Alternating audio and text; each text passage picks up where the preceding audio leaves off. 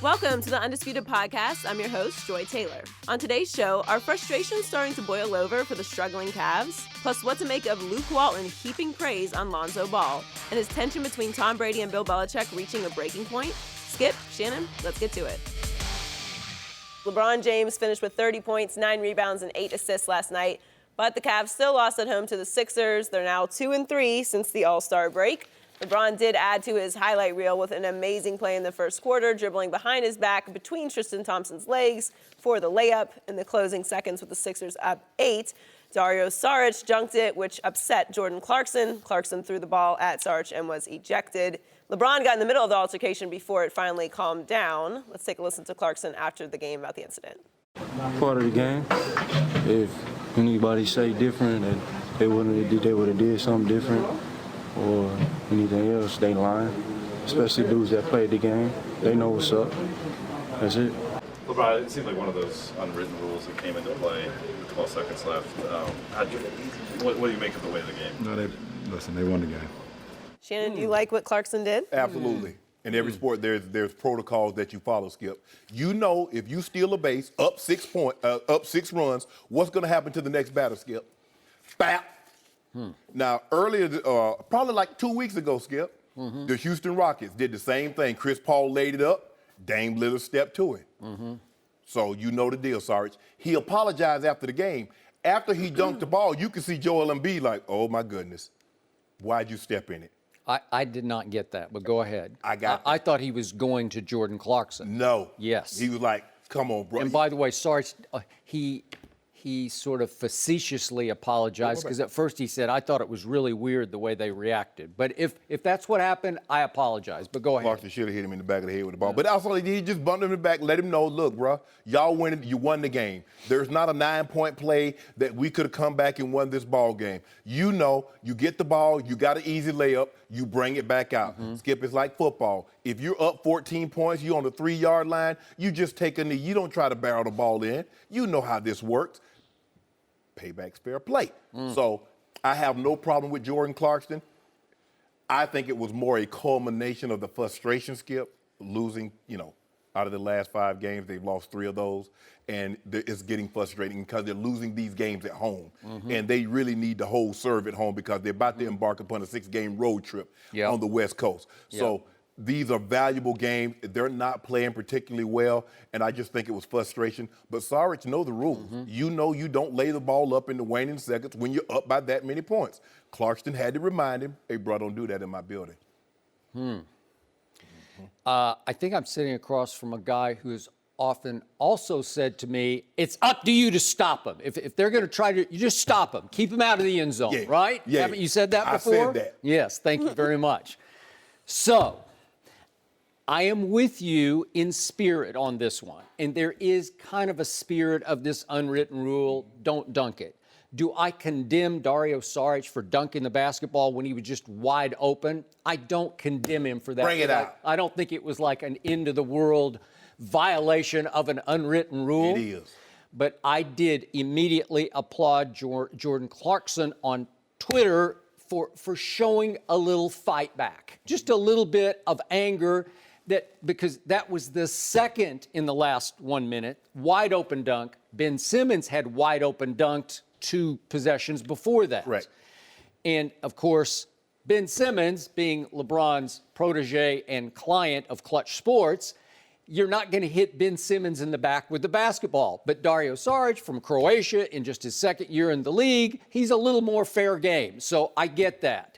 And I thought immediately that there was some retaliation going on because the shot of the game, which I'm going to get to in just a couple of minutes here, was hit by Dario Saric in the corner, a corner 3 with about 2 minutes left.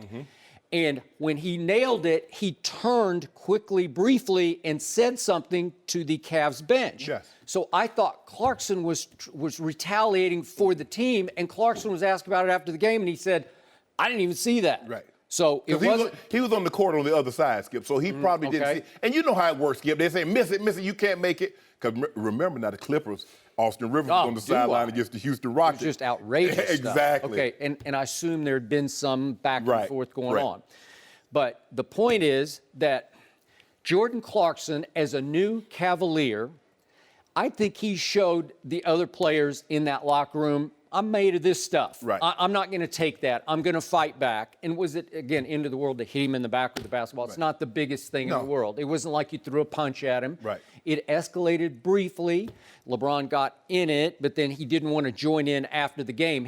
I was a little surprised. I thought LeBron would say, I appreciate what Jordan did after the game, but he did not want any part of it. He said they won the game. So he took the complete and utter high road, right? So, in the big picture, Dave McMenamin, who covers for ESPN.com, covers the Cavs, said that he talked to numerous Cavs in the locker room after the game who privately applauded what Jordan Clarkson did. So did he win points in the locker room? Absolutely. I'm pretty sure he won points in the locker room. Now, I don't know what you made of LeBron getting into it. I thought it was a little bit, I'm not going to say fake tough guy, but he just sort of had to join in the fray. Right. And at one point in that one of the refs tried to get in, and LeBron did push the ref back. Right. He doesn't need to be fined for this. It wasn't egregious. It wasn't out of bounds. He was just trying to say, I got this, Right. as the... Tell him, get back. Yeah, he was You telling... don't know me like that. Well, that's true. No, that's exactly what he was saying. And he got in some faces. He got in Sarge's faces. But then he flips around. And again, Jordan Clarkson, if he had not been ejected, which he obviously was, I don't think Jordan Clarkson would have gone to shake the hands of the 76ers. And I think some Cavs fans are going to find it offensive that LeBron, at the buzzer, then it's like forgive and forget, and he's hugging a lot of the Sixers. Obviously, Ben Simmons is his protege. He's the new king, the next king, client of Clutch Sports. And he loves Embiid, so they're hugging after the game. And he hugged J.J. Redick, and it looked like he and J.J. were getting into it a little bit at the end of the game. So he's hugging all the Sixers, and it's all in the wake of the speculation that he might go to the Sixers next year. So he was quick, forgive, and forget. I did not love that because it shows a lack of competitive fire to me. I don't want to see LeBron hugging that team if that team was dunking on you at the end of the game. I mean, for me, Skip, the game's over. I just let you know that what you did was unacceptable.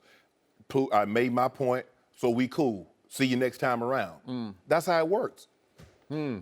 So are you reading anything into the tea leaves of LeBron fraternizing, hugging, laughing, smiling with Embiid and Ben Simmons after the game? Because I am. I think he was trying to send one of his passive-aggressive messages. I love these guys, and this is a potential destination. Well, I think being at the All-Star game with Embiid, he got an opportunity to see Embiid in a different light instead of just a competitor. He was around him, they laughing and talking.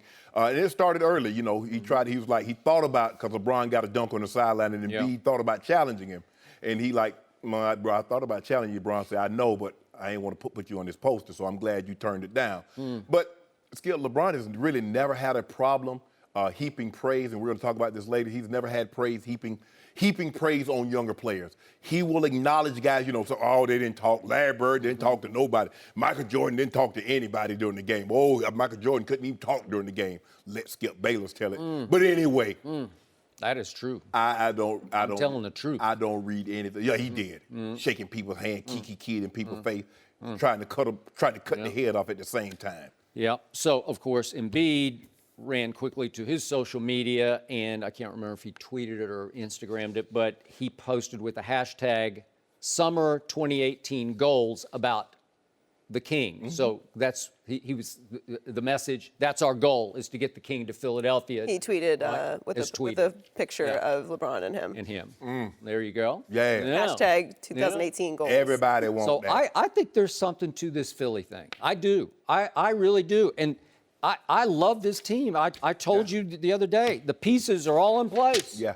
If you put LeBron in the mix, they... He did say Carson Wentz was his favorite player. That's true. He did. Maybe he had switched for a reason. Ben Simmons is going to be a monster. Yeah? Skip, he's going to be a monster. Okay. I mean, you watch him last night.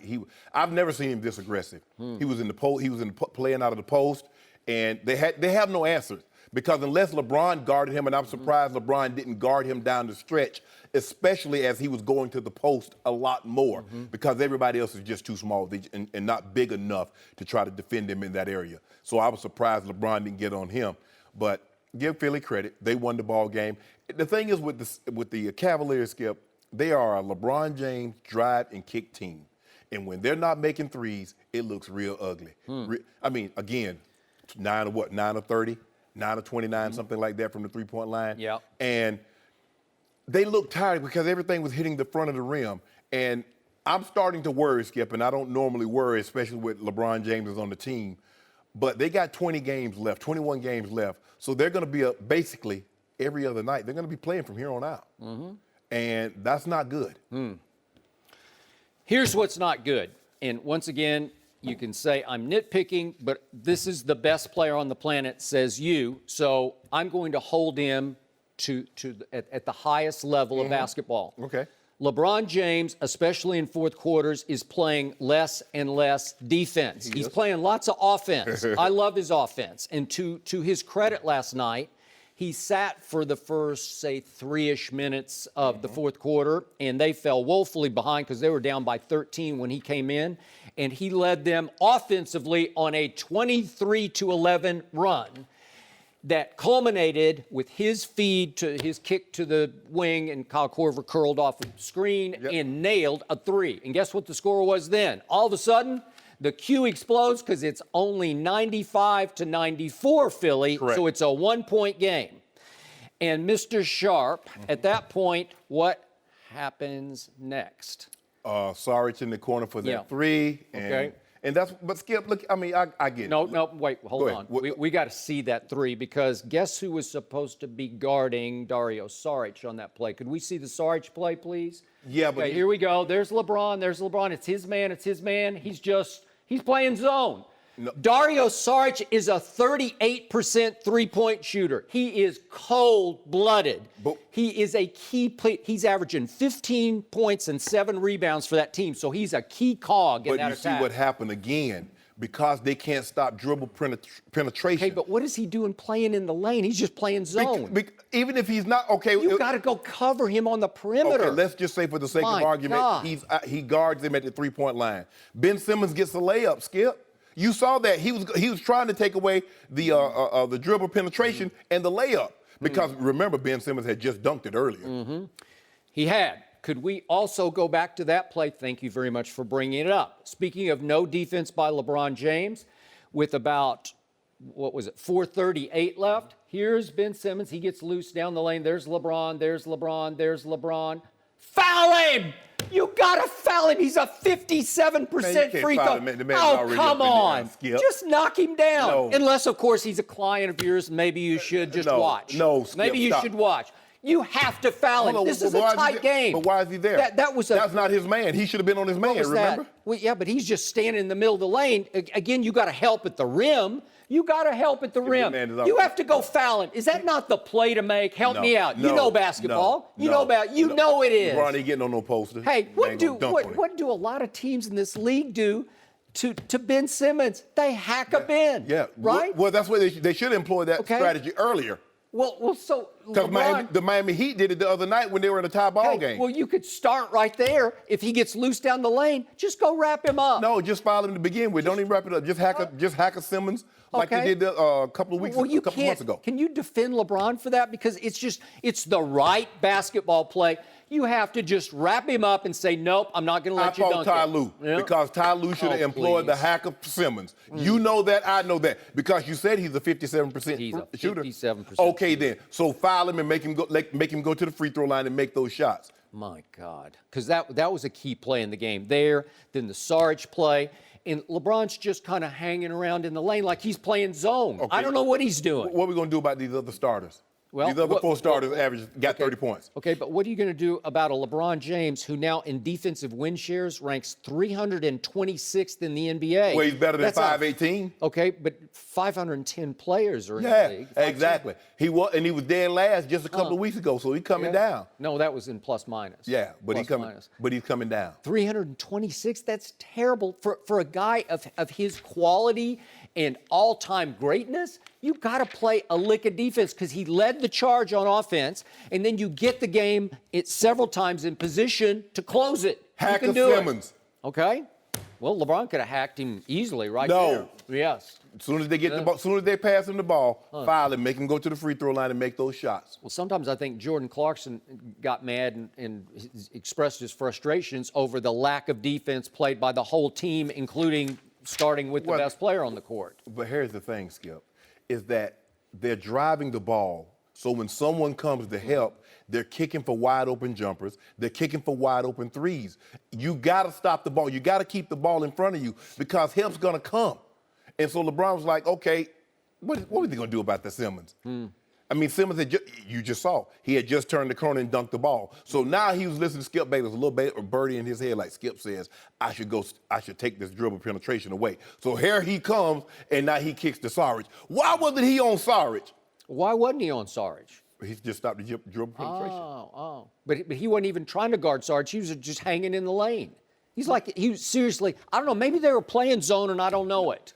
But it sure looked like Sarge was his man. It was his man. But where he had the ball, where Ben Simmons had the ball, Sarge wasn't a threat. He only became a threat once Simmons broke his guy down and started his path to the basket. Now he kicks the ball and Sarge is wide open. You saw it, Skip. Don't pretend like you didn't see that. Pretend like? Yeah. I'm all over it, I man, know you were. because I know you were. Brett Brown, the Sixers coach, said after the game that the backbreaker was, in the whole game, the Sarge 3 with 2 minutes left. I agree. It was the turning point of the whole night because from that point forward, the Sixers did not look back. Because my thing is, in a situation like that, Skip, you don't give up the 3. You give up the 2, so you're only down by 3, and now a 3-point shot, you tie the ball game. You give up that 3, there's no shot that's going to tie the ball game because they're not going to foul you beyond the 3-point line. So, look, lesson learned. They'll be better on Saturday. Okay, so you lose to a team at home, and this is the opposite of Michael Jordan.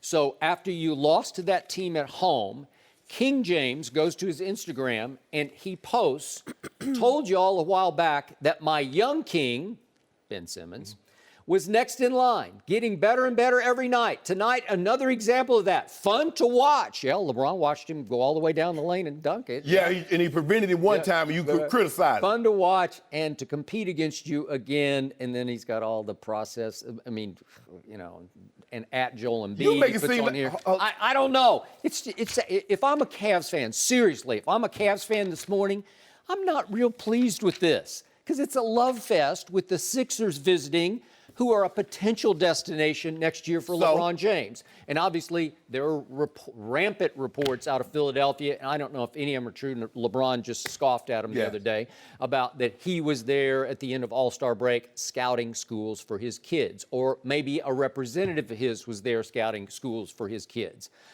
Bryn Mawr Prep. I don't know. Who knows? Do you remember Malvern Prep. In '96, when the Bulls went 72-10, and they were on this long winning streak, can you tell the people, the team that beat them? I don't know. The worst team in the NBA, Charlotte. Okay. Oh, yeah. So Michael Jordan, as great as he was, lost to a bottom feeder in Charlotte. And then did Michael Jordan, who's from North Carolina, go to social media because there was no There social was media? none. No. No, Did he go to went- let's just do this. Did he go to the media after the game and say, you know what, it was so much fun competing against a team from my home state, and I love those guys, and I would love to play with those guys someday? No, Did he say that? He probably went to the blackjack table. Well, maybe. You know, that's where he probably went, Skip? Where'd you go All-Star Weekend? Did you go to any parties All-Star Weekend? Yeah, I went to a party, Joey. I was cordially invited to attend the one Jumpman party. Really? Yeah. Goat? Well, that's the end of that The deal. Goats party? That was a nice party, too. That was a nice party. Had a nice food. I mean, So the other question I have, the final question about this game, and again, what? LeBron did great things on offense, and in just a few minutes we're going to talk about the greatest play ever of his career, quote unquote. But He said do you realize Do you realize that that's 18 straight times that the Cavaliers were trailing going to the fourth quarter that they did not come back to win? Yeah. 18 straight times, and you have the Mount Rushmore far left player on your team? I sent the construction company to South they're up Dakota. They're not He's starting up there. yet. Yeah. So you're making a case he is the greatest player in the history of this game, and 18 straight times his team has trailed going to the fourth, and it trailed, what was it, by 6 last night going to the fourth, and he hadn't once pulled off one comeback. Not one time? Scored 15 points, too. That's shocking to me. And I thought the 20 they scored the other night was bad. Scored 15. 15 win. They scored 15 points in the third quarter. The Oh, in Cavs. the third quarter. I know, that was terrible. That was terrible. Yeah, but they gave up 31 in the fourth, and they scored 26. Yeah. And usually 26 would be pretty good. It might be good enough to get you home. Nope. Not when you give up 31. It's not It's not good enough, especially when you trail by 6. So once again, there doesn't seem to be any comeback in this team. And once upon a time, there was this guy up in Chicago, and all he did was come back. Wait, That's all he did. That's all he did. Every night he came All back. I want Ty Lue to do is just stop trying to run these plays. Because here's the thing, Skip. You're trying to get guys ingratiated. You're going to have to scrap this when Kevin Love comes back. Yep. So just say, go get a spot. LeBron, do what you've been doing when you went to Boston and bust them upside the head. You did the same thing to OKC. Don't worry about running plays because the roles are going to change again once Kevin Love gets back. Okay. Well, he can't get back fast enough. And then I'm sure he can't turn into the scapegoat fast enough. Well, right? we know he's our second best player. So we need, Skip, when the shots are not falling, you need somebody that can go down on the block and you can throw him the ball and he can get you a bucket. There's nobody outside of LeBron that can do that. Do we know if LeBron's going to Philly next year? No. We haven't discussed that yet. Right now, Bron We is haven't in the had that process. conversation? Bron is not worried about Philly. He's not worried about Houston. He's not worried about San Antonio. Bron is focused on the itinerary, the agenda that's I don't in front of him. know. I mean, it sounds like he likes the process.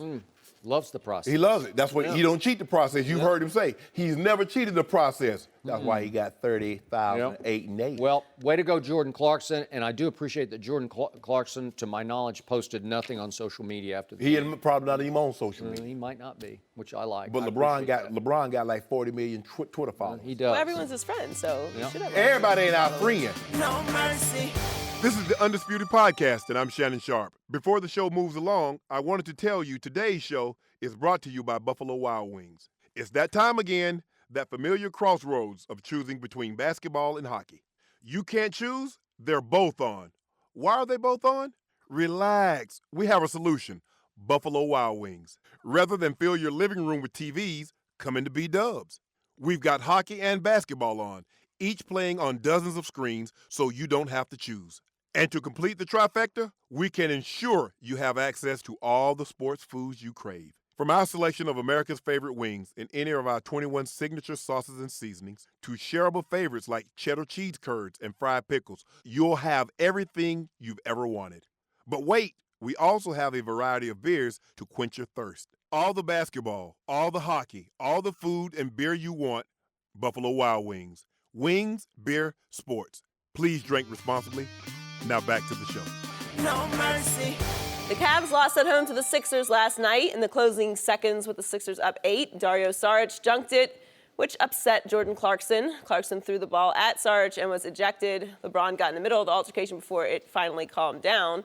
J.R. Smith was also suspended for the game, and ESPN's Brian Windhorst and Dave McMenamin just reported that J.R. was suspended for throwing a bowl of soup at assistant coach Damon Jones. He is expected to be back in the starting lineup tomorrow night. We're joined by FS1 NBA analyst Kenyon Martin.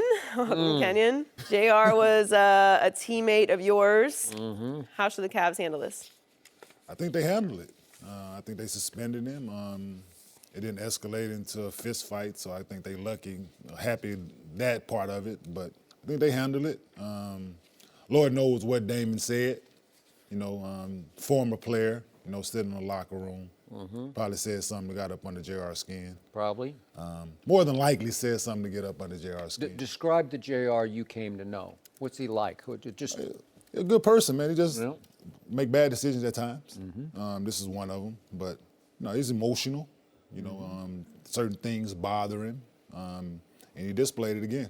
Just one of them things, man. It happens in locker rooms, but never with assistant coaches. I've never seen it like someone do that to assistant or heard about it, but just one of them things. Like Dame, like I said, he's a former player, so we still feel that we have some kind of clout if you've been a former player and don't know how to separate the two, that you're not a player anymore. So I think that's a lot of it has to do with that, because they still look at us as peers and all that, but you're not. You know what I'm saying? You're a coach now, so you have to conduct yourself as such. Right. Do you figure it had anything to do with JR being demoted from the starting lineup? Does he care to the guy that you knew? Would he care that much about that? Yeah, if he's been starting for a while, yeah. I think he feel he's earned that starting spot. You know, the whole D-Wade thing, him coming in, the whole thing, and now again, you know what I'm saying? It's just, he's emotional. He's an emotional player. That's what he is, and he displays it at times, you know, where people don't agree with it, but he's human, make mistakes. I think the Cavs handle it, and we'll see where it goes from here. Yeah, this started when D-Wade got there, because JR is looking at it like, hold on, I've been a starter on 3 straight NBA Finals teams. We won one. And here's this guy done nothing. And he comes in, he automatically into the starting lineup. And Well, he's done something. Yeah, but no. He hasn't done anything for the Cavaliers. I got it. What he did in Miami, Sure. that stayed. He didn't bring that with him. That was many years ago. That's not the D-Wade that Cleveland was getting, because guess what? If he was still that D-Wade, he'd have never left Miami. But that's neither here nor there. But JR, over his last 3 games, shooting 4-22. He's 1 of 13 from the 3. Now, since the All-Star break, he's only played 6 minutes in the 4th quarter.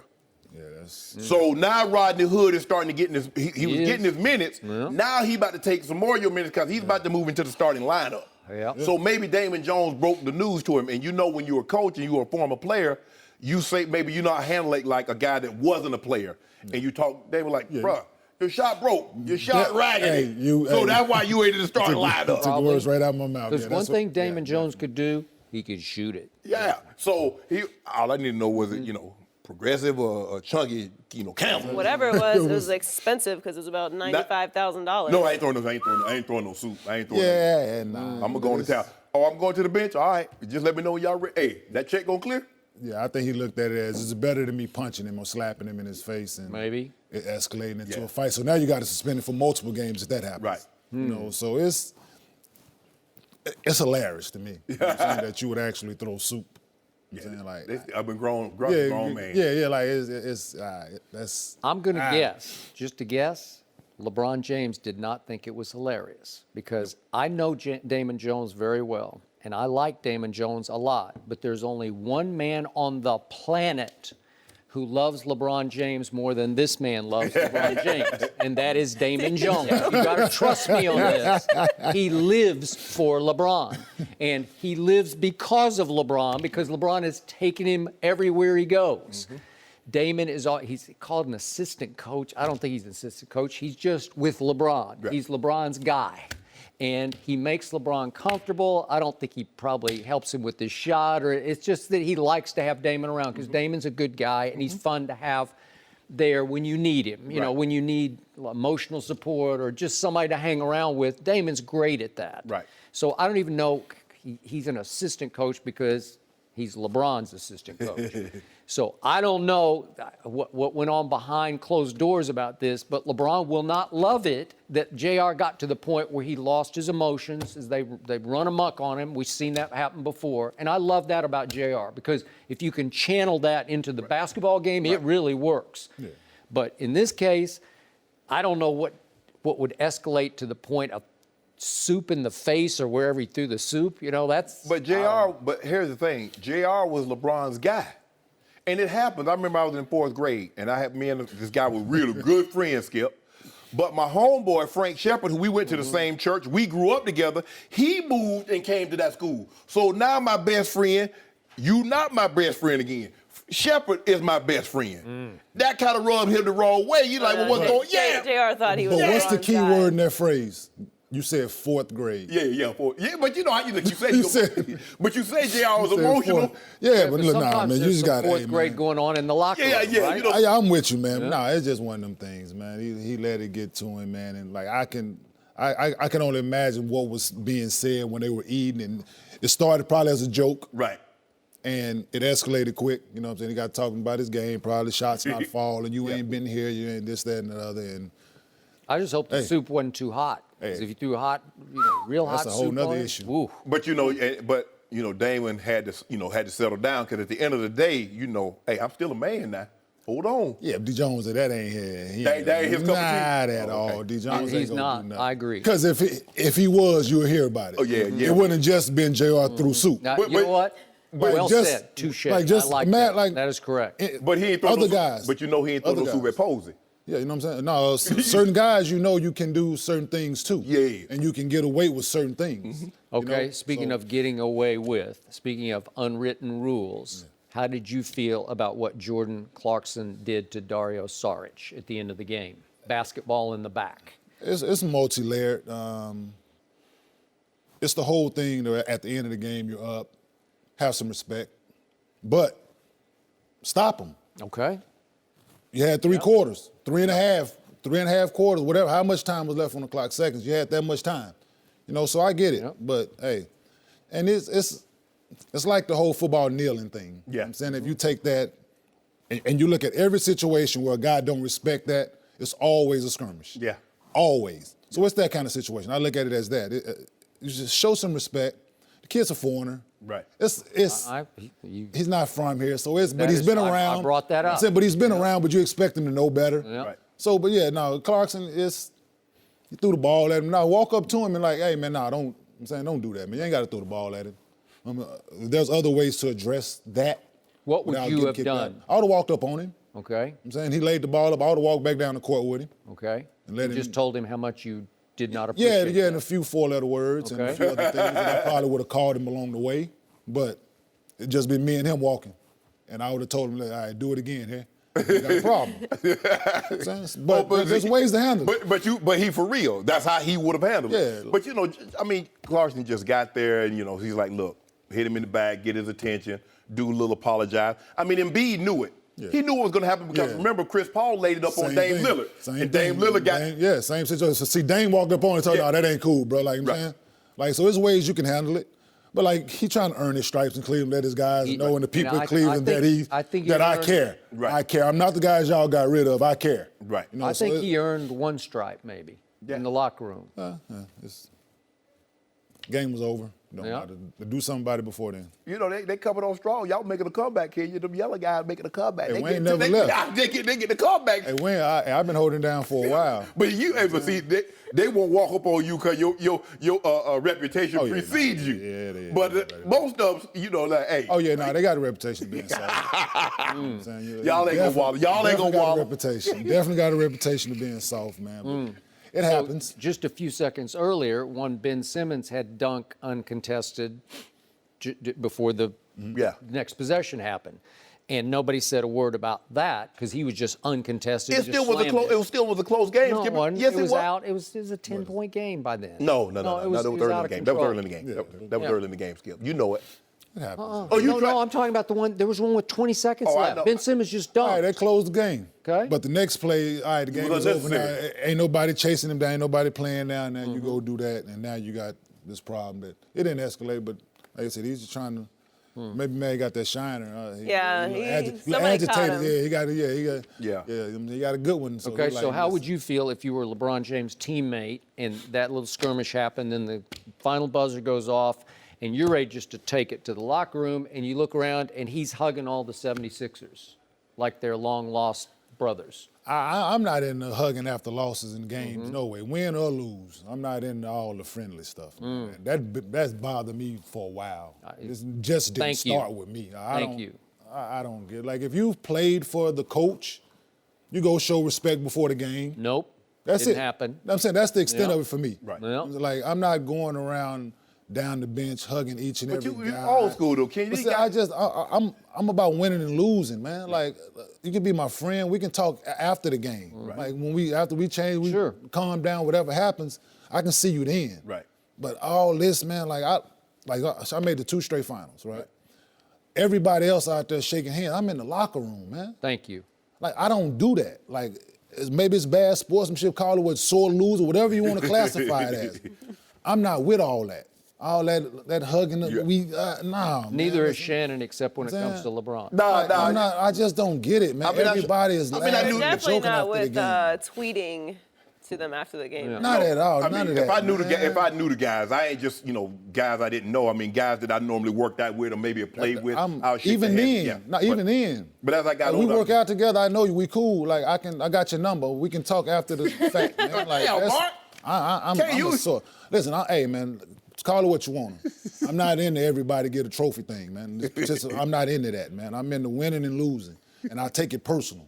Shannon's into moral victories these days. No, I ain't no more victory. I hope not. No, Sean. no. I've always As been. competitive as you Today are and you're a was. little bit into it. Listen.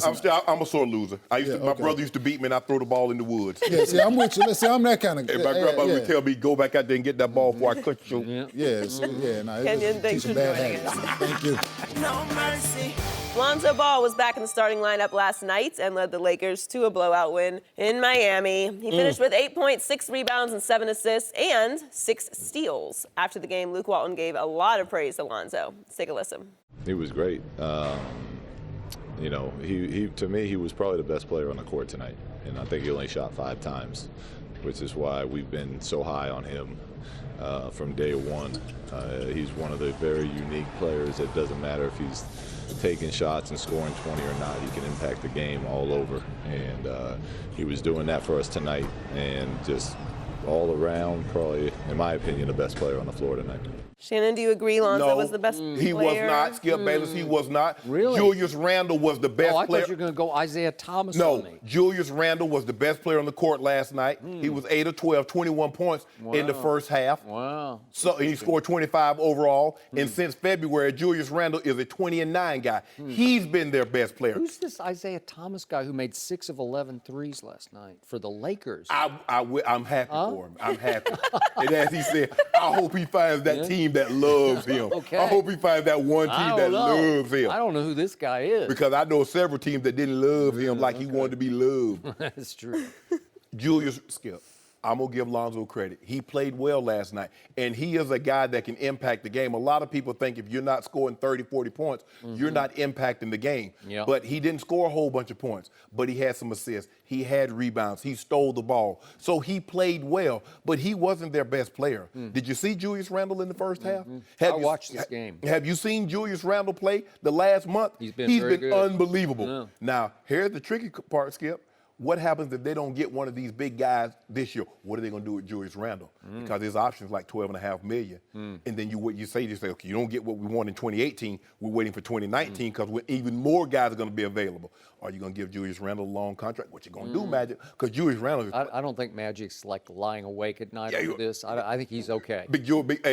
But Jay Randle. Yeah. Orange Julius was the best player on the court last night. Really? No, but I will give Lonzo this since he's come back. I think the thing is, Skip, is that he's not shooting. He was shooting volumes. He was going 1 for 7. He was going 3 for 10 from the three-point line. That's not his game. And Skip is ingrained in my head. I know exactly what he shot in college, Joe. You know he shot 41% from the three-point line at UCLA?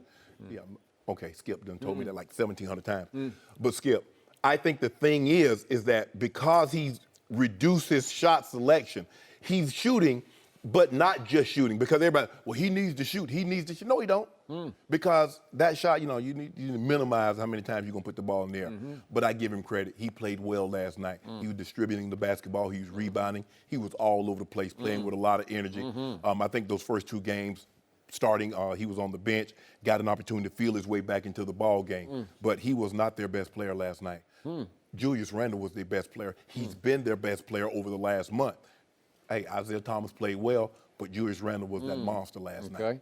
You know what? It's about time to hear from LeVar Ball about how he lit a fire under Julius Randle by criticizing him a couple of months ago. He gonna take credit for that. Remember that? Yes. You know, he criticized that he wasn't helping Lonzo enough, remember, on a play? Yes.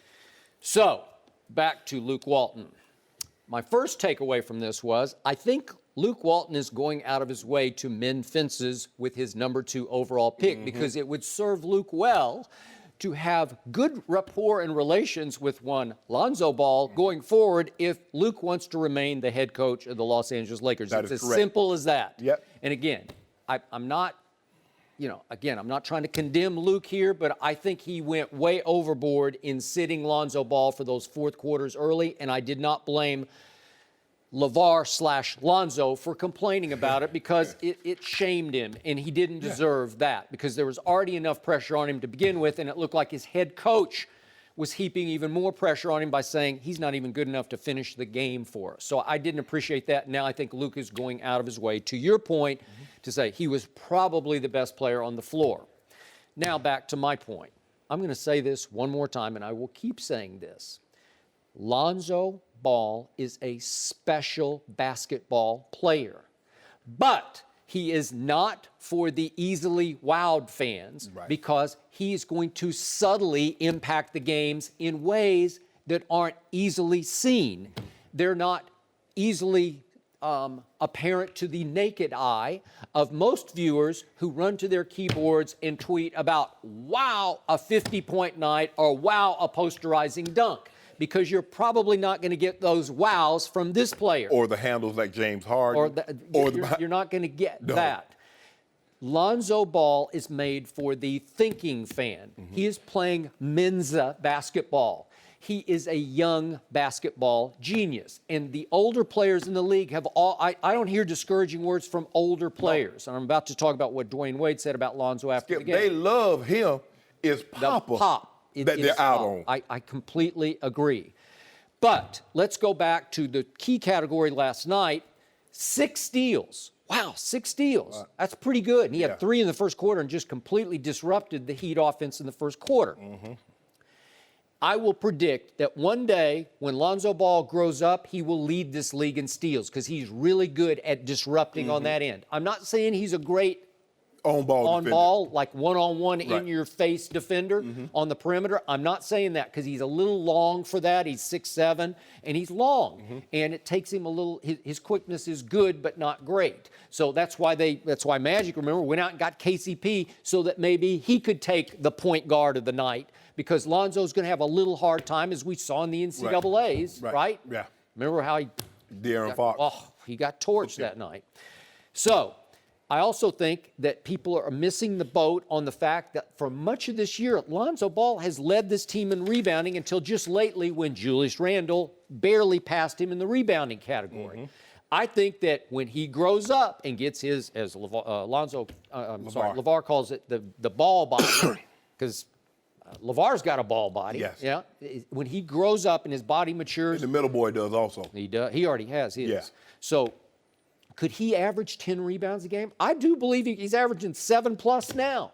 So could he, at some point, Lonzo Ball, average a triple-double for a season? Absolutely he could. Now, again, the points are going to be 14. Yes. You know, they're not going to be 28 or 30. Yeah. They're going to be 14. I don't know, maybe 16 or 17, but when he finally grows up. But now we get back to what I keep saying. You're right. He shot 41% from 3 at UCLA. So if we go back to December the 12th, from that point forward, he's played 14 basketball games, and in those 14 games, he has shot 43% from 3. He got off to a horrendous start. I think he was in a slump. I think he was under, as I keep telling you, the most pressure of any rookie in any sport ever, and it got him. And it was night after night. It's, you know, it went from game one. Remember, it was horrendous what was happening. And he shot it poorly, and he went from bad to worse. Right. And once he took a deep breath, starting in early December, and they wrote about this on ESPN.com, how every night he'd come early to practice and stay after practice and play 3-point like horse game shooting games with Miles Simon or some of the Lakers, Brian Shaw, some of the Lakers coaches. Bow Wow beat him, though. Okay, but he beat him once. He beat him once out of 3. The mere fact. And Bow Wow with no shoes on, no gym shoes, with socks. You think Bow Wow could shoot 43%? I'm just saying, did it happen? That'll be like somebody walking off the street. Do you think Lonzo really took that very seriously? Let me ask you a question. Yeah. Lonzo's post indicated he was not pleased with Bow Wow's post. And I know Bow Wow. We used to have him on the old show. Well, that's what you get for letting somebody beat you. Yeah. Let me just say, for the sake of argument, Skip, let's just say Adam Levine walks off the street and says, Tom, I challenge you to a throwing contest. And he beats Tom Brady 1 out of 2 or 1 out of 3. What is it, like throwing it in a barrel or something? Throwing it in a barrel. All right. Throwing it through a tie. All right. How pleased you think Tom Brady? You think Tom Brady's going to let Adam Levine win? Maybe Bow Wow had his Like Mike sneakers. Yeah, you know what I'm saying? He held them on. He threw them up on that wire. He threw them up on the wire. He's barefoot. He barefooted. He had socks slipping and sliding. Sliding into a 3. So are you saying Lonzo Ball's a bust because he lost one game to Bow Wow? I think you just suggested that. Skip, here's the thing. When people say he's not going to have the flash like Magic, not only Magic was a great passer, Skip, but Magic had the flair for the dramatic. So that's what Lonzo Ball, he's a meat and potatoes guy. Every once in a while you get a little whipped cream. Yeah. But he doesn't overstate it. Like it's subtle whipped cream. But it's sometimes I'm I don't like wow, whipped he cream. did that? It's fat, and it serves no nutrition. Right. Whipped cream has no nutritional value, and you like nutritional value. I do. Like Bron. I do not like whipped cream. I'm just saying every once in a while you get a little wow factor with Lonzo, but not often. Right. He would rather just make the cut and dried pass. I like that. But since he's been back, Skip, give him credit. He's 8 of 12 from the three-point line. Like I said, 8 of 12. Because remember, before he left, he was just shooting. He's shooting like 7, 8 threes a game. Okay. I'm like, bro, you're not Steph or Clay. You got no business shooting that many threes. Okay. So last night after the game, one Dwyane Wade, for whom I have great respect. Joy seems to like him too, I think. You know. So he said of Lonzo Ball after the game, I have been a big fan of him. He has a great feel of the game, and he doesn't play for statistics. He plays to win. He moves the ball, and his IQ of the game is incredible. He is athletic. Everyone talks about his shot, but he has been shooting that way his whole life. He can knock shots down. Period. End of Dwyane Wade's quote. I'll take that to my bank. That's what the vets, the stars of this league, the established stars are saying, that works. Skip, I'm not saying it. See, Rob said he's going to be a bust. He did. I just don't see transcendental. I do. And I'm seeing finally Lonzo starting to play as freely and, dare I say, aggressively as he did in the Summer League when he was the MVP up against all the young stars coming out of college and out of the draft. So, I mean, what y'all got going on, Joe? You see Skip, you see what Miami Heat doing?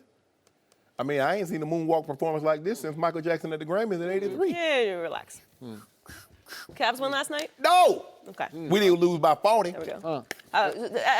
What do you serve at your restaurant? I'm in the What do you moral serve at your victory. I'm in the restaurant? moral Oh, victory okay. right now. I didn't know you were Cavs serving moral lost now? victories at your 3 out of 4 at home? restaurant Is that these days. possible? Yeah, that's What is not that good. about? We're not talking about the Cavs. We're talking about Lonzo. Huh. Well, you And brought it Lon- up. You brought the heat up. Lonzo played because they played the Lakers. Lonzo played well, Skip, and I agree. Maybe this was a little hyperbole from Luke Walton. It might have been. But first of all, I think he went out of his way to Yeah. pay a compliment because he's trying to get back in good graces. because clearly last night, Yeah. Julius Randle and Isaiah Thomas were better on the court than Lonzo. Yeah, but the best player on the team by far is Lonzo. Kyle Kuzma. Oh, please. You see Kyle Kuzma He's give it to coming him. back to his level. Lonzo showed Wade a little love last night on Twitter also. He retweeted SportsCenter, tweeted a very difficult Wade shot. He said, how? Uh-huh. Why is he on this? Why is he on Twitter? Why is he on Twitter, Skip? Wait, is Lonzo campaigning to go to Miami? I don't know. He might. I like it. No mercy. Tom Curran of the NBC Sports Boston wrote the friction in New England was at a record high this past season. He also writes that the key to this offseason will be whether Brady, Belichick, and Robert Kraft bury the hatchets. We're joined by FS1 NFL analyst Ray Lewis. Welcome, Ray. Good morning. Good morning. Morning. First, Shannon, how will this play out? It's not going to have this fairy tale ending that many New England Patriots fans and a lot of people in that organization thought. This has nothing to do with no burying the hatchet. This has to do with two men that are very prideful, that have enormous egos, that both think I'm the reason of this for this success. That's what this is about. We've debated this, Skip, since we started this show 10 times. We have. It's debated across barbershops and beauty shops and every pool halls across America. Yep. Who's most responsible for the greatest run in NFL history? Is it Coach Belichick? Is it Tom Brady? And these men have huge egos. Tom Brady believes he's most responsible because he points back to Coach Belichick. You had 5 years without me in Cleveland, and you didn't win jack. You had one in New England without him. And then Coach Belichick said, hold on, I put this together. I brought everybody here. I'm doing all the cooking. I'm doing all the shopping. I'm most responsible. And Coach Belichick tried to get his wish till Mr. Kraft put the kibosh on it. He did. He said, you will trade him. Because I believe that win, lose, or draw, this past Super Bowl, Coach Belichick was willing to go in this alone without Tom Brady. Yep. And he doesn't have to win 3. He doesn't have to win 4. He just has to win 1 Super Bowl I'm with you. without 12 under center. Yep. And then there can be no doubt. But Tom Brady said, well, hold on, wait a minute. Hey, Josh, let me talk to you for a second. I know you had a verbal agreement about going to Indy, but won't you just stick around because I got a feeling that something's going to work out in our favor. Tom Brady wins 1 Super Bowl without Coach Belichick. There's no doubt in anybody's mind. So this is about Skip, this is not about no friendship. Coach Belichick has never gone to dinner, never played golf, never been over to Brady's house. This has nothing to do with that. Yep. Because most quarterbacks and head coaches aren't very close. Joe and Bill Walsh didn't have the greatest relationship. Terry Bradshaw and Chuck Noll. There are a lot of quarterbacks that aren't close to their head coaches. So this has nothing to do with about that. This has everything to do with credit. Who gets the most credit for these 5 Super Bowls? Agreed. And that's what the tug of war is about. Okay, so how does it play out in your humble estimation? I believe Coach Belichick goes away after this year. I believe Tom Brady's going to try to play 20 years. One team, nobody's going to touch that, win a Super Bowl. That's what I believe. Okay. So obviously, we're talking about the greatest quarterback-coach combination in NFL history, and it ain't even close, right? I agree. This reminds me a little bit of what I went through back in the 90s in Dallas between Jerry Jones and Jimmy Johnson. And remember, they won back-to-back Super Bowls, and Jerry fired Jimmy because he just couldn't take him anymore, and his point was, I'm the boss. You're not the boss. And there was a credit wrestling match going on, and in the end, the owner said, I'm the owner, and you're gone. And he made the statement to the media, I can find 100 coaches to replace this guy. And he picked number 101, Barry Switzer, who'd never coached in the NFL, one down and been out of coaching for like 3 years. Okay. The difference in that clash was that Jerry was the owner. This one has a referee. And the reason it's lasted this long, there's a referee named Robert Kraft who is the owner. Yes. So he can peacemake in the offseason as best he can, or maybe even during the season for all I know. So if I am Robert Kraft, after what I have observed happened this last year, when I mandated you will trade at the deadline Jimmy Garoppolo. Right. And clearly, Bill Belichick didn't like it, and I thought it was at least sabotagey that he gave him away to an organization he likes, a young coach in Kyle Shannon, he just gave him away for a second-round pick. Yeah, we'll do that. And he gave his third string quarterback away for a busted rookie. Wide receiver, excuse me. And then it felt a little more sabotagey that in the Super Bowl game, he chooses not to play Malcolm Butler a single down of the whole Super Bowl, and you give up 41 points to the backup quarterback of the Philadelphia Eagles, while meanwhile, your quarterback is throwing for the most yards in any playoff game in history. Any playoff, not Super Bowls, in any playoff game ever. And he's putting up, 33 points. The most ever a loser had ever scored in the Super Bowl, but he lost.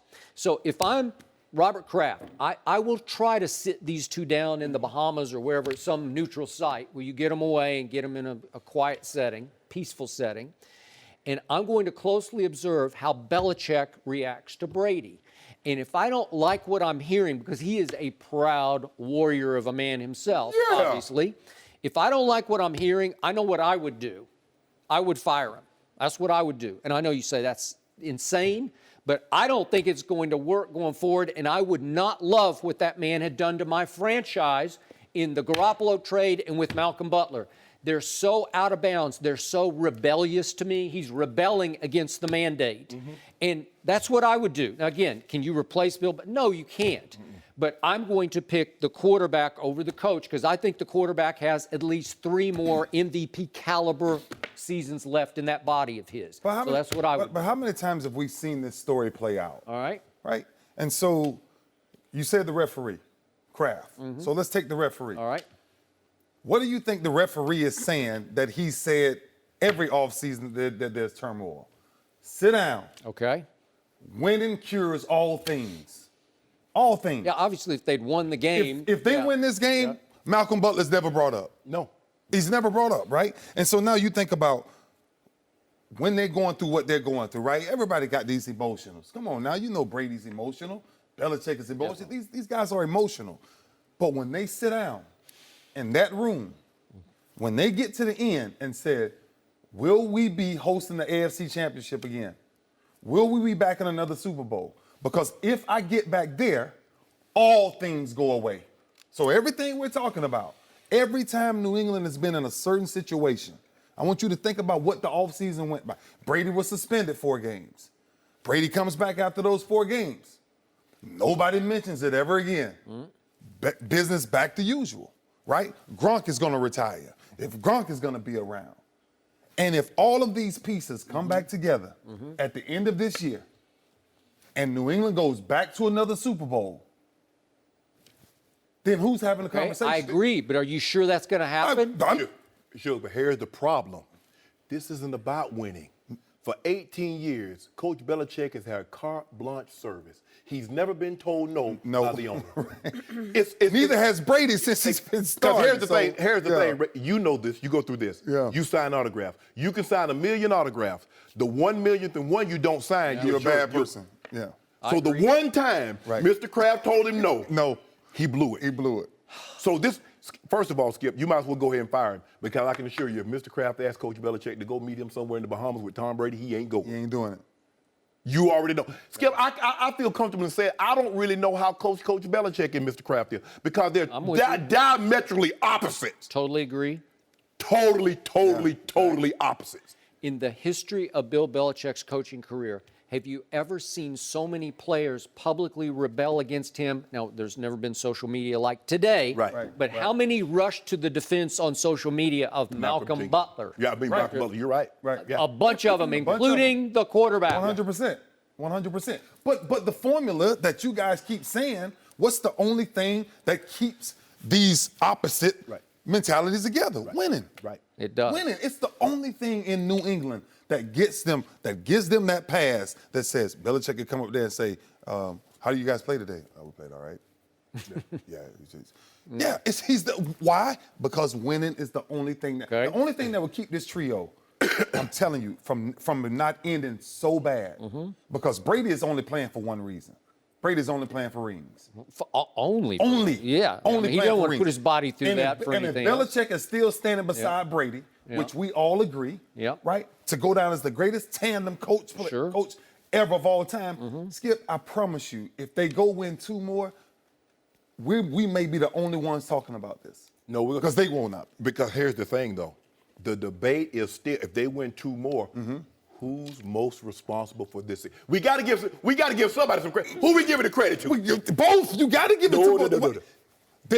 They're two totally different things, right? A head coach, a quarterback. I've always said that's what you and I would do, right? But that's not how they're thinking. Ray, they want the credit. Yeah. I know it's your restaurant, but you ain't cooking nothing. You Who's going to have to swallow the most pride this offseason? Both. The coach. You think so? Coach. Well, Coach Belichick has already had to swallow pride because he had to trade his prized possession. Remember, people have said Tom Brady had yearned for the relationship that Coach Belichick and Jimmy G had. You remember, the only time they were ever together really in a public setting, they were paired together at the Pro-Am at Pebble. They don't go to dinner, which is not uncommon. Right, no. Coach Belichick understood, and most great coaches understand, you can't get too close to the players because there will come a time that you got to take the emotion out of it. And you got to say bye-bye. I respect that. So that's what Coach Belichick has always done. He's had to say bye to Seymour and Willie McGinnis and Ty Law, all these guys, Skip. And even though you won me 5, I'll say bye-bye to you. That's correct, because is he FaceTiming with Bill Belichick? No. Nope. Is he FaceTiming with Tommy? Yeah. Now, ED broke that story that they were in Israel, and Tom Brady FaceTimed Mr. Kraft. Then Mr. Kraft, I was at West Palm, and Tommy, he FaceTimed me, and I jumped in the restaurant. He didn't even finish his meal. He didn't finish his Wheels up. So who has a greater upside to stay in New England? Tom. Because the owner's already said, he already told Coach Belichick, you getting rid of him. So, look, obviously, can Belichick coach longer than Tom can play? Which is what my question is. Yeah. So who has a greater upside? If you want upside, it would be Belichick. It would be Belichick. Yeah. Upside where? Upside coaching or upside in New England? Because New England is Tom. Because Mr. Kraft has already made it. Skip, we saw the thing. He FaceTiming and he gave Tom's mom a big old. He said only the players and coaches got one of these. Right. gave Tom Brady's mom a ring. And call me RK. And call him RK. No, you know, she said Mr. Crab. Call me, he RK. Because you know Mr. Crab cool. He got rhinestone sneakers, he got the A1s, and he got diamonds studded. I know. This what this is about. This is not about like or dislike. Sure, I'm sure you've had defensive coordinators and head coaches that you didn't necessarily agree with, but you're trying to win. And there was never, because think about it, of those defenses, you got all the credit. You got all, because look at the guys that left. When they left you, how they play, how they work out for them. How Bart Scott do? Ed Reed going to the Hall of Fame. How that work out for him in Houston? Look at all the guys that left you and how it worked out for them. So you got the credit. Look how many people you got jobs. Marvin Lewis and Jack Del Rios and Rex Ryan and Mike correct. Singletary and Mike Nolan, Smith, Smitty. So you got all the credit. So it's easy for you to like, yeah, cool, yeah, Ray Lou getting people jobs. Did any of those guys go anywhere else and win a Super Bowl? No. And look at the players that went to Pro Bowls alongside you. What happened when they left you? So you getting all, it's easy for you to say, oh man, it's winning career there. Yeah, because you getting all the credit. But let somebody say, oh, look at old Marvin, and Rick Ryan, they were doing the thing good. But they ain't have Ray Lewis. See what happened? And you saying without Tom? Without Tom. Without I think you just Tom, made the the ship Tom fall. Brady argument. No, but Coach Belichick, and see, that's what they want to see. I want to see. Okay. If I fall, let me see. Right. If I fall, if I fail. Brady and Belichick are not going to walk hand in hand into the sunset together. I And can tell Mr. you Crab, that. so I look here. Save yourself some money. I know you got tons of money. Don't ask Coach Belichick to go to Bahamas. Because he ain't going. He already went. He and his wife, they had posted on Instagram. So they're better off without each other, you're saying? No. But I want the credit. I need that credit. You got to give me the credit. If you say if you saying It's one of a them long two got- time to have those egos in check. Right, At one point absolutely. or another, it's going to just tell them to it's going to escape. No mercy. ESPN reports the Seahawks are looking into trading defensive end Michael Bennett. He is under contract through 2020, but comes with about an $8 million cap hit next season. Bennett had 8.5 sacks this past season, but he said in January that he does not expect to be back in Seattle. There have also been reports that Richard Sherman and Earl Thomas could be traded. We're joined once again by Ray Lewis. Ray, are you surprised the Seahawks are tearing apart their defense?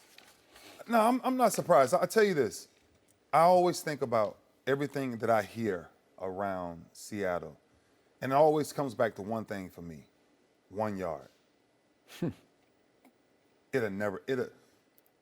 To sit there and watch that game, to watch what happened in that game. If you run that ball 4 times and somebody stops you, you can live with it. You can live with it. To see Russell Wilson's face, to see that sideline's face, to feel everybody around the country saying, who calls that play? The moment Marshawn Lynch was removed and all of the things started to fumble, we went through something very similar. Coming after a Super Bowl, champs, you can't get no higher. And we go into that offseason and we make a 1 yard mistake, we let go Trent Dilfer. I don't care what y'all think he can't do. I know what he can do for us. Really? Marshawn Lynch was that guy for the Seattle Seahawks. Which way what happened with Trent? They let him go free agent. They let him go because he was. And then what happened? And they signed Elvis Grbac. Signed Elvis Grbac. And then it went. Okay, I got it. And then for us, 12 years. Took me 12 years to get back. Because once you stop something that great, Skip, I want you to understand that this team was about to be a dynasty. This defense maybe been arguably one of the greatest defenses of all time if they complete that task. Because they're playing in this era where the rules favors the offense. Favors the offense. I just never thought of Trent Dilfer being your 1 yard. That 1 yard. He was. Okay. Because he played to his strength. I think once we got He played to our strength. Right. And once you got Elvis, they're like, we're going to open it up because I think Brian and Ozzie felt we couldn't win another Super Bowl in that fashion. But the rules And I were think still. Brian thought he could turn Elvis into a big star. Yeah. Right? We wanted to score faster. Yeah. Ain't no need of scoring faster. If the formula that we have, the formula that Seattle has, get Marshawn Lynch going, let Russell Wilson do his magic, and let probably one of the greatest defenses we've seen do what they do. It's one of. It's one of. And now you start to see the pieces fall. Marshawn leaves, right? The ruffles started. It's starting to unravel now. Yep. Right, and because that one window that they had, now when they're sitting back looking at it, Shay, they going, it ain't the same. We could have. We could have, but it's not the same now. So who is that one, possibly that one guy that doesn't fit? The 1-2 guys that we got to change it around. Man, Skip, we changed so many pieces in Baltimore trying to find those pieces. And it takes a long time to get back to promise. And I'm telling you, I tell you exactly, I said this the moment it happened. I said, they will never be the same again. Said the exact same thing. Yeah. It's never gonna be because you lose in the matter because I want we practiced all week, 2 weeks leading up to the Super Bowl. You say you're gonna leave it up to us to decide the game. Somebody took it out of the players' hands. And my call, man, did you see that call on 2nd and 1? Huh? No. You saw the anguish on the defensive guys because Marshawn was the leader of that team. Yes, sir. I know Russell Wilson was the quarterback, but the heartbeat, the pulse of that team was beast mode because we saw him when he ran, Skip. That defense is up. They're cheering. They got on pom-poms. It was never going to be the same, and this is the part of it. He said he knew he wasn't going to be back because he's about to be 32. He got a $3 million roster bonus, and they're going to start taking this defense piece by piece apart. Yep. Yeah. And it's never going to be the same because they used to be outspoken. Yeah, they speak their mind. We're going to do this. We're going to do that. They were outspoken talking about opponents.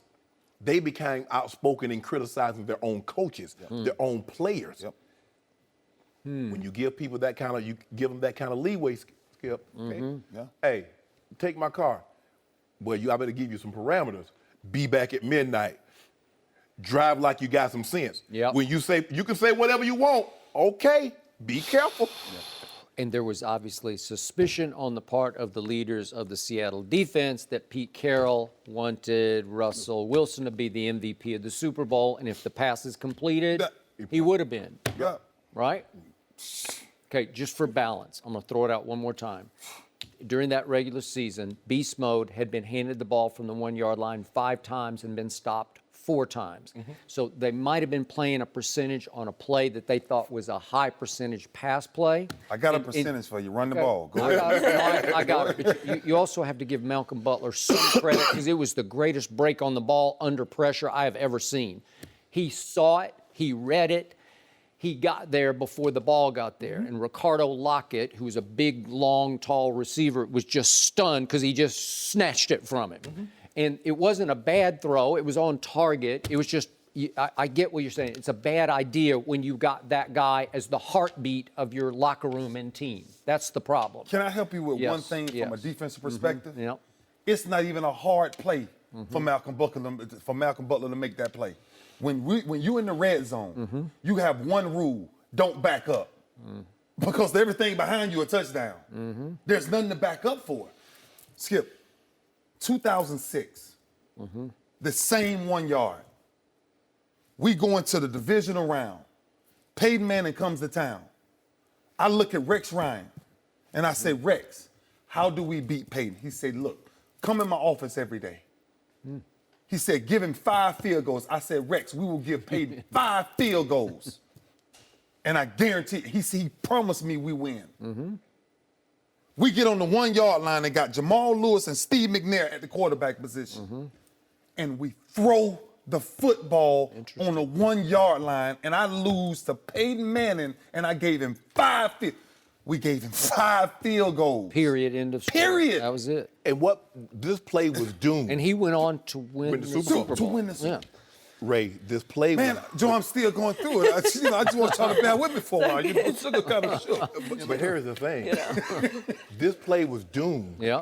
Once the slot receiver, once Brandon Browner got in press position. It was already over. He jammed him. Now Malcolm Butler has a clear path. See, if you don't make that guy bubble. He's going to come downhill. But remember, rookies who have barely played in the game in the Super Bowl, but barely played the whole year, undrafted out of West Alabama, they don't always make that break on the ball. But Coach under pressure. Belichick had run that. He had run that play. I got it. Several times Yeah. leading up to that play. Brandon Browner knew if I get my hands on him, He because did. all he's trying to do is to make the outside guy bubble. Once you don't make him bubble, here's the thing: if you run spread option, you're home free because now you're gonna get the pick with Lockett on the outside, and now the guy gets the down flat. But once that guy gets picked, and he can just come downhill, and that's the thing, Skip. Look, I'm just saying, in that situation, you got a timeout. It's 1:26 left. Give it to him again. If he doesn't get it, you can get to the line. Because here's the thing: you're going for it because you're 4 down. So you're going for it on all 4 downs. All 4 downs. Give him a. But you go to what's not your strength. Yep. Catching, receiving, that's not your strength. He was not your best receiver. He was either. not your best receiver. No, I agree. And you took one of the rules in the red zone defense. We want them to throw the ball in the middle of the field. That's what we want the ball. There's no double moves at that point. Nope. So if you throw the ball in that area, it benefits the defense. Whether it's the right or the wrong call, the point of this is the whole locker room believed with all its heart and soul it was wrong, wrong, and it couldn't get over it because Pete Carroll, the ultimate players coach, had given players a lot of leeway to have big voice in the locker room. And all of a sudden they were using their voices in mutinous fashion against the head coach. Absolutely. And everything started to unravel. And I'm going to quote the not so great Jerry Glanville, if he's out there or whatever. But he was a good coach, but not a great one. But he was a quote machine, and he said NFL stands for not for long. And do you know how blessed you were in Baltimore to get through the drought period, the low period, and come full circle back with Joe Flacco, obviously, after you started over, and to win a Super Bowl and get to go out on that? You got back, man. And it worked. And you got to retire right on schedule, and your body was starting to break down a little bit on you because you'd missed a bunch of games during the regular season. Tore my tricep. Yeah. The game, I played 14 years. I won 3 Super Bowls in a 4-year span. The one game I've never gotten over is the 96 divisional loss to Jacksonville. Mark Brunell. Because we got TD who had rushed for 1,550 yards. I watched that game, Coach. And now all of a sudden, we're going to give the ball to TD 14 times? Right. When we was giving it to him an average of 20, 22 times a game? We got away from what we did. But Mike was smart enough to say, I tell you what, get me back in that situation. It won't happen. And then he went 7 straight games with 100-plus yards. There you go. I believe TD is the greatest playoff running back in history. Okay. You can make that case statistically. Skip, you can't, man. Listen, Skip, I'd have lost my mind. I'd have fought Pete Carroll. Well, there you go. I think they wanted to. And that's why the team, getting back to it, that's why this once dynasty is now starting to. I think they're because it was no longer a team. They're in all-out rebuild mode. From that point on, they were no longer a team. No longer. It was offense and defense. Yeah. Well, because that trust was That's and the biggest moment. So how do you, unless you get an opportunity to go back there and fix it, how can you ever do it? You'll never fix it. And sometimes dissension leads to unhappiness, leads to injury. Yeah. No one's happy, and all of a sudden everybody starts getting hurt, and everybody's on the trade block, and they have fallen to the bottom of the division. Right on paper right now, the team I'm looking at. All these guys were hurt going into the game. And this is Earl Thomas torn labrum. Sherm has a torn elbow ligament. Cam has a knee ligament. And it's like, ooh, we right here. We about to win the game with all these injuries. Off-season surgery is so good when you win. Man, when you win. Richard Sherman's face once it said it all. Completely captured how everyone was feeling. They're not getting over that. I said it at the time. I said, you never get that. They could have won another one, Joe. But I'm on the 1-yard line because then you start thinking, we could have been a 3-peat. We could have had to. Well, I think if they had gone back and won, it would have at least put a Band-Aid on that situation. But Beast Mode wasn't getting over it. Yeah. Beast Mode. Obviously, none of them have. None of them. Yeah. Ray, thanks for joining us. No mercy. Thanks for listening to the Undisputed Podcast. I'm Joy Taylor. Keep an eye out for a weekend edition of the podcast tomorrow morning, featuring the best discussions and segments from this week. We'll be back with more Undisputed on Monday morning at the same time, 9:30 Eastern. Have a great weekend, everyone. Fox Sports, one of one.